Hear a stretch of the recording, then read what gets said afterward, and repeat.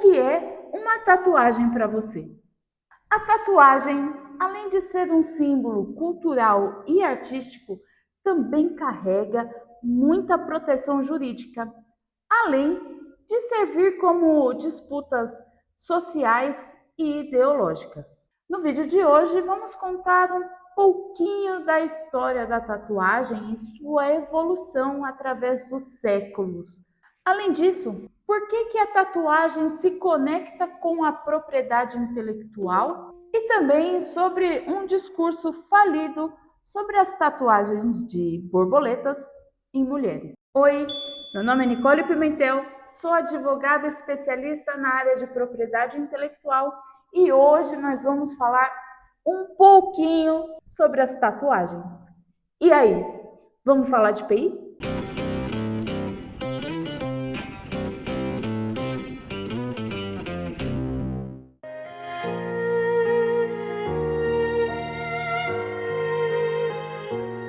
Uma breve história da tatuagem. Para pensarmos na origem das tatuagens, vamos regressar a momentos históricos mais longínquos, onde a predominância eram os povos originários, comunidades indígenas e até os egípcios. A tatuagem servia como objeto de comunicação e signo num sentido de significado, usados para definir ritos de passagem, profissões e hierarquia dentro de uma comunidade, até contar histórias de batalhas e vitórias daquele grupo ou do indivíduo, demonstrar bravura ou capacidades. Também comunicava posições sociais e servia como símbolo de proteção espiritual. Origem pregressa. Sua chegada no Ocidente foi no final do século XVIII, aproximadamente em 1769. Muitas vezes trazida por marinheiros e exploradores que retornavam das expedições à Polinésia com algumas marcas na pele. Alguns indígenas e polinésios utilizavam uma mistura feita com ervas, fuligem de nozes e óleo de coco. E para aplicar aquela tinta, eles utilizavam uma ferramenta que basicamente era um osso afiado, um espinho de peixe ou até um dente de tubarão que ficava preso em um bambu. Eu vou improvisar aqui para vocês. Com uma mão ele tinha o bambu com aquela agulha improvisada, fosse um osso, um espinho de peixe, e com a outra mão ele vinha com a madeira batendo. Esse barulho é o que originou a palavra tatal. Tatal é uma cacofonia que depois derivado do polinésio para o inglês virou tatu. A artista Apowang Ok é a matriarca de toda a cultura relacionada à tatuagem e ela está lá no estado de Buscalã, nas Filipinas. Esta lenda viva, também conhecida como Maria Ogai, tem 107 anos de idade. Nascida em 17 de fevereiro de 1917, Wang arrasta multidões de turistas e artistas do mundo inteiro para prestigiar a sua arte e conhecer o seu trabalho. Inclusive, Ogai foi a mulher mais velha a ser capa da revista Vogue. Marginalização, atos de rebeldia e subcultura. Enquanto para os povos indígenas e originários, a tatuagem era como uma forma de mostrar bravura e conquistas, para a sociedade moderna, ela foi usada como uma ferramenta de controle para demarcar e desumanizar pessoas que estavam à margem da sociedade. No Império Romano, as tatuagens eram utilizadas para marcar a propriedade de escravos ou contraventores, pois a marca no corpo não poderia ser removida e aquilo definiria a pessoa pelo resto de sua vida. o que impossibilitaria a ressocialização daquele indivíduo. Na Idade Média, a Igreja Católica, ora ora, condenou a prática por se associar à bruxaria e ao paganismo. Em textos bíblicos, como Levítico 19:28, a sua interpretação reforçou a ideia de que o corpo é um templo e que não deveria ser profanado por marcas mundanas. Ai, tatuagem é pecado, mas a sobrancelha definitiva não, né? E no Brasil colônia, os regimes escravagistas usavam a tatuagem como uma forma de demarcar aquela pessoa como sua posse. Avançando no tempo, a tatuagem também serviu para marcar códigos numéricos em pessoas que estavam presas em campos de concentração durante a Segunda Guerra Mundial. Códigos esses que eram lidos por máquinas de cartões perfurados, os predecessores do computador moderno. Máquinas essas que eram produzidas pela IBM, essa mesma que você está pensando. O nível máximo de desumanização, que foi o momento em que se transformou o ser humano em um número de inventário. A título de curiosidade, existe um livro da autora Heather Morris, O Tatuador de Auschwitz. Ele conta a história de um homem judeu que foi preso e ele foi designado a tatuar os códigos das pessoas que chegavam em Auschwitz, o que corrobora para o fato da tatuagem ser mal vista com o passar dos anos. No Brasil, a tatuagem se popularizou nos portos, entre os estivadores, marinheiros, profissionais do entretenimento adulto e alguns frequentadores da boemia portuária. Nas cadeias do Brasil, um consenso surgiu com relação às tatuagens de palhaço, que dentro de algumas facções pode significar hierarquia ou atos realizados contra a polícia ou contra a sociedade. Lá no Japão, no período Edo, a tatuagem ela era usada como uma forma de castigo penal. Os criminosos tinham símbolos tatuados no rosto ou nos braços. Essas marcas funcionavam como um registro penal permanente na pele. Punição essa que foi assumida e ressignificada pela Yakuza, que adotou os irezumes como forma de comunicar coragem e resistência, pois o processo demandava muita dor e os irezumes eram feitos à medida do kimono, para que as tatuagens não ficassem à mostra e escondida dentro das vestimentas. A tatuagem era uma prova de lealdade e compromisso com a organização. De 1872 até 1948, durante a era Meiji, o governo japonês criminalizou e proibiu a aplicação de tatuagens no corpo, tentando mostrar para o mundo ocidental imagens mais civilizadas de sua população. É cada absurdo que a gente tem que ler. Por conta disso, ainda em 2026, existe um estigma e ainda alguns lugares proíbem a entrada de pessoas com tatuagens visíveis. E que para essas pessoas existem luvas, adesivos e outros itens que elas possam colocar na pele para poder esconder a tatuagem. E assim permitir que essas pessoas possam adentrar a locais que são muito conservadores e não pode entrar com tatuagem à vista. Até turista precisa cobrir as tatuagens para entrar nestes locais. Analisando todos esses estigmas e contextos históricos e as formas como usaram a tatuagem para um processo de desumanização, é fácil entender o porquê da prática se tornar marginalizada em vários locais do mundo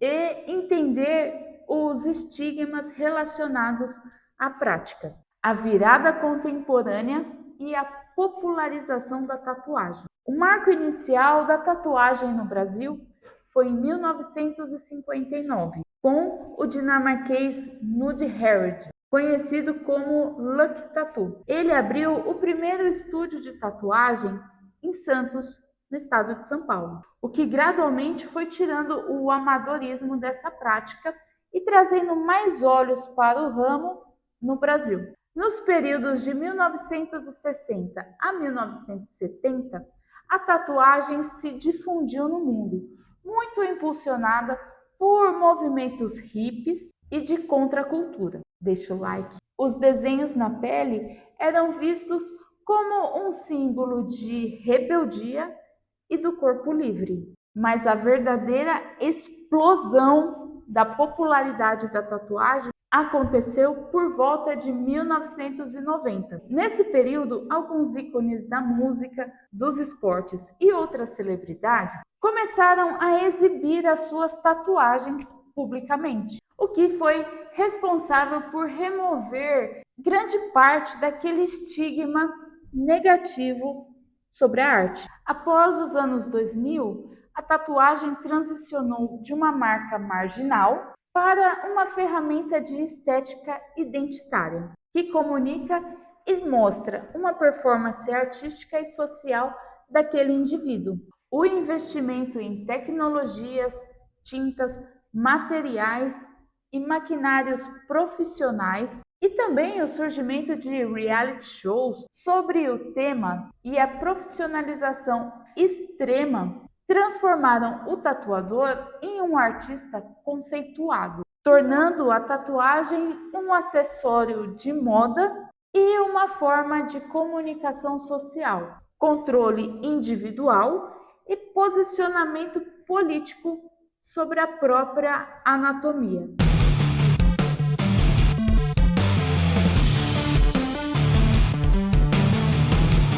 Os principais estilos de tatuagem: old school, ou também conhecido como tradicional, é caracterizado por contornos pretos firmes e uma paleta de cores bem limitada e primária, geralmente usando as cores vermelho, amarelo, verde e azul. Oriental, ou o irezumi que acabamos de falar, majoritariamente é inspirado nas artes japonesas e orientais. Usa muito dragões, carpas, samurais para contar histórias, geralmente em composições grandes que cobrem partes inteiras do corpo. Realismo é a reprodução fiel de fotografias e retratos, variando de colorido para preto e cinza, que usa sombras e degradês suaves, sem fugir do naturalismo da referência original. Tribal e Maori, estilos ancestrais ressignificados dos povos Maori, baseados em formas geométricas pretas e sólidas, com significados culturais profundos e que contam histórias através dos símbolos tatuados.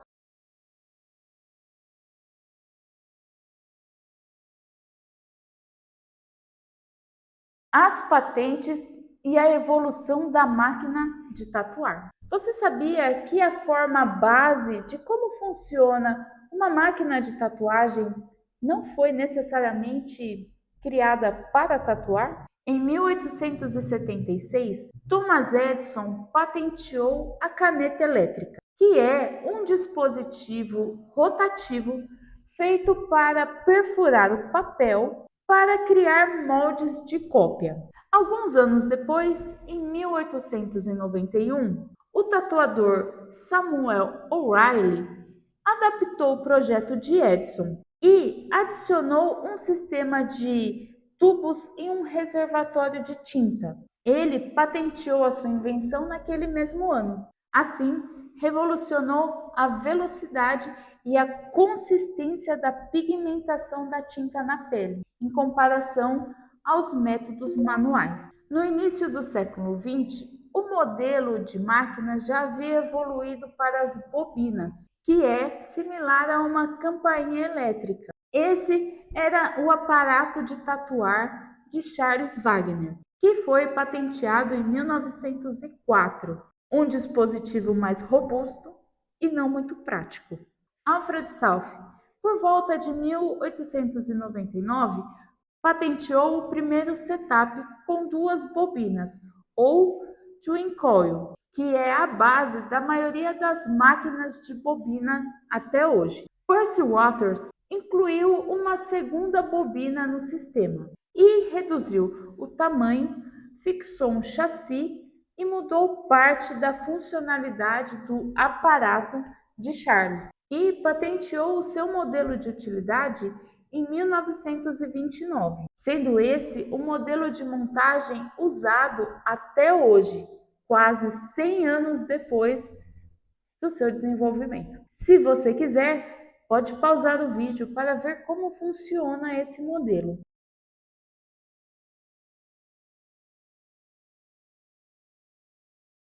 A título de curiosidade, a máquina de bobina é responsável pelo icônico barulho dos estúdios de tatuagem. Após uma guinada das máquinas de bobina, as máquinas rotativas voltaram à cena utilizando um motor elétrico, que gira e transforma o movimento excêntrico em movimento linear. Editor, coloque na tela como funciona este modelo.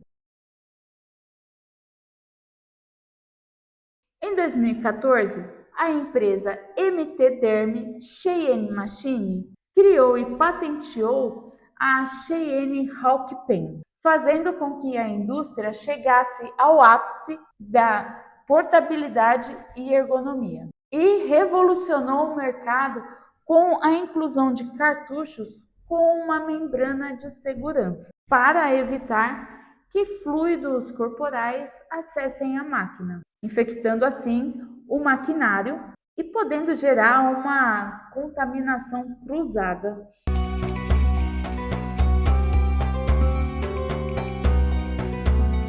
O uso de estereótipos para rotular o outro. Certa vez, um influencer daqueles com baixa densidade capilar e ideias tiradas de vozes da própria cabeça, careca, disse que tatuagens de borboleta eram símbolo de mulheres promíscuas. De acordo com ele, seus seguidores deveriam evitar essas mulheres, pois aquilo seria uma red flag. E, aliás, essa galera tem uma parafilia com termos em inglês, né? A borboleta sempre carregou uma imagem de transformação e metamorfose, comunicando uma mudança de mentalidade ou comportamento. Mas, como tudo que é relacionado a mulheres, tende a ser reduzido a algo sujo por quem difunde essa enterocolite mental. E não é surpresa imaginar que isso virou regra nesse mundo abstrato desses chorões. Agir assim com relação às mulheres só comprova como ainda existe um cerceamento da liberdade feminina. É dentro dessa ótica frustrada que mora todo tipo de redução intelectual da mulher. Antes era o batom, o esmalte vermelho, a mini saia, o corte de cabelo, e hoje é a tatuagem de borboleta. A replicação desse discurso demonstra uma limitação cognitiva severa. É a incapacidade de enxergar nuances, criando estereótipos binários. A mulher de valor contra a mulher com borboleta. O indivíduo ignora significados culturais para validar um ódio pré-existente no seu cérebro lisinho. Reduzir comportamentos a um elemento visual simples como uma borboleta só demonstra a cognição neural defasada. Nunca foi só sobre estética, mas sim sobre o corpo feminino. Tipo, como ela ousa ser livre? Por isso, muitas mulheres e tatuadores ressignificaram essa tatuagem como um repelente de frustradinhos. Meninas, pensem comigo. Se um chorão diz que devem evitar mulheres com esse tipo de tatuagem, nós precisamos urgentemente tatuar borboletas. Exatamente para comunicar para eles que eu não quero um frustrado como você. Esse será o melhor filtro para esta casta de gente. Inclusive, se você quiser fazer uma tatuagem de borboleta, eu vou deixar aqui o contato do meu tatuador.